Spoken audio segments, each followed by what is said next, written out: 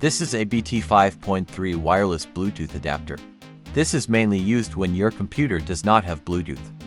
Let's see how to install it on Windows 11. First, plug it into your PC's USB port.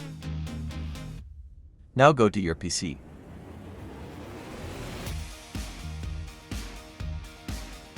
The Bluetooth adapter is now installed on the PC, so Bluetooth is showing on the PC. If the Bluetooth adapter does not work after plugging it into the PC's USB port, go to the second method.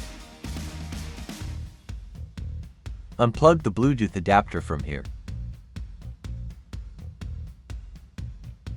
and plug the Bluetooth adapter into your PC's USB 2.0 port.